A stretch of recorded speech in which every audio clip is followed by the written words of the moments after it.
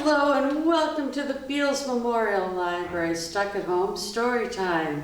I'm Suzanne and today I'm going to be reading The Winter Candle, written by Jeron Ashford and illustrated by AStacey Schuett. Let's begin.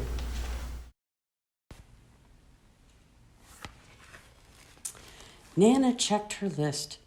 Turkey in the oven, potatoes peeled, napkins folded just so, candles. How could she have forgotten Thanksgiving at 3C Juniper Court without candles? Unheard of. Down she padded 3 flights to the super. Candles, Nana see? Asked Trev. He opened a drawer and handed her a lumpy stick of wax. It's not pretty, but it'll burn. Nana Clover spread some pine cones and leaves around the frumpy candle. By the time her Thanksgiving guests arrived, the centerpiece was glowing. 2 weeks later, 2G was in an uproar. The havdallah candle's not here, Nat yelled from the closet. In the kitchen, Mom sighed. I forgot to buy a new one. Avi's lip quivered. But the stars will be out soon. Sha, it's not the end of the world, Grandpa told the Danner children. Avi, go to a neighbor for a candle. Up Avi clattered and rapped on Nana Clover's door. And down he clumped with the bumpy, drooping candle. Avi's brothers stared. That's not a havdallah candle, Sam groaned. It's not braided. It has only 1 wick, Nat complained. It's not pretty, agreed Grandpa, but a candle is blessed by what it does, not by how it looks. It'll shine. And shine it did as Mom raised it high. Grandpa said the blessing to end the Sabbath. Avi held his hands to the light.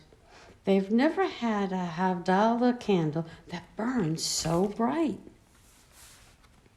4 mornings later, and it was 4D's turn for disaster.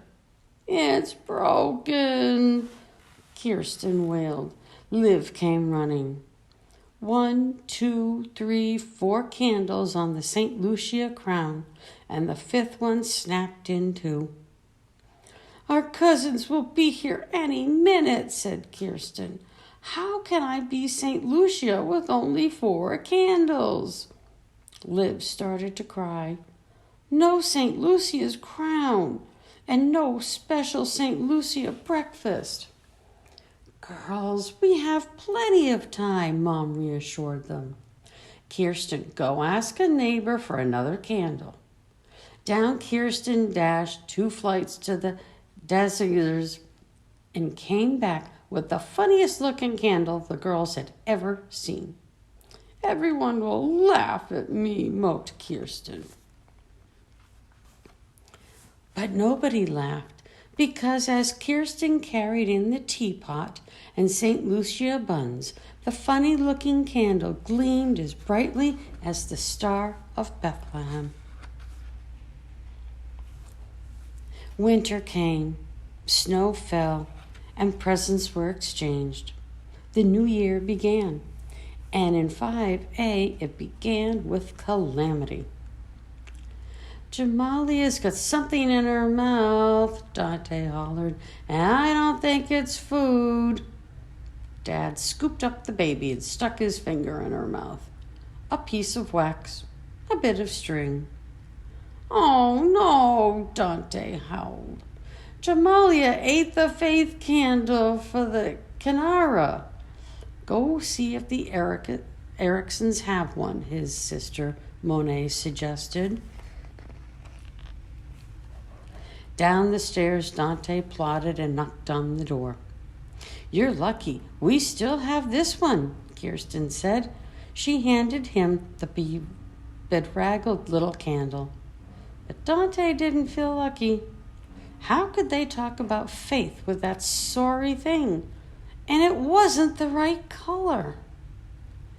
But when Dad saw the stubby candle, the flame leaped and danced, inviting the other 6 candles to do the same.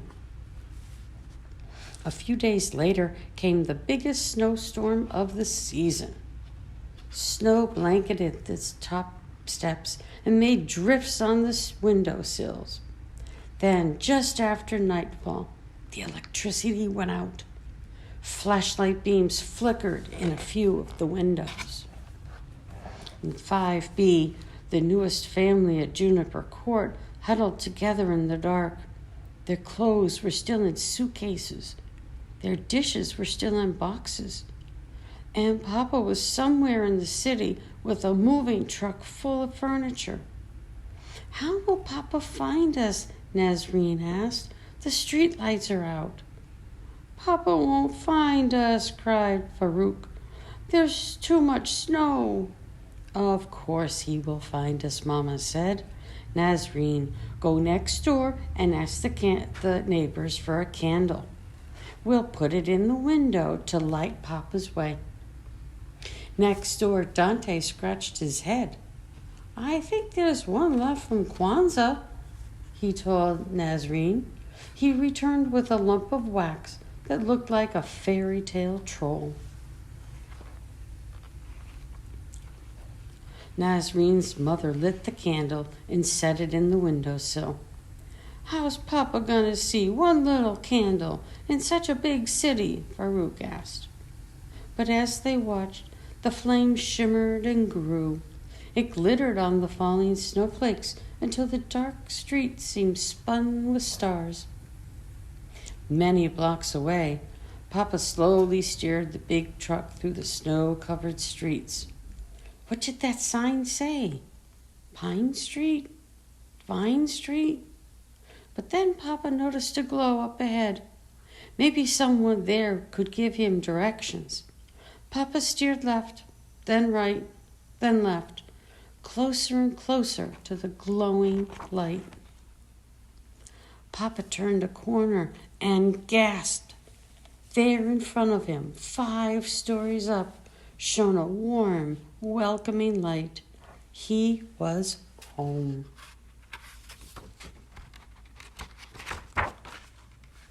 Papa climbed 3 floors, 4 floors, 5 floors, and then, "Papa's here!" Nazreen and Farouk flew down the hall and into their father's arms. "Come see our new house, Papa," cried Nazreen. "And look, everyone else is coming too." The little apartment filled with neighbors.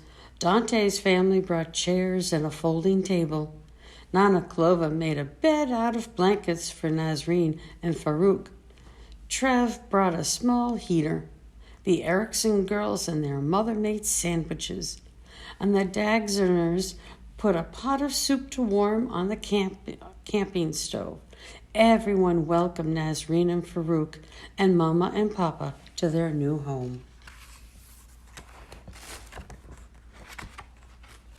And the gnarled little candle glowed so brightly in the window that when the electricity finally did come back on, no one even noticed. Wasn't that a good story? I enjoyed that too.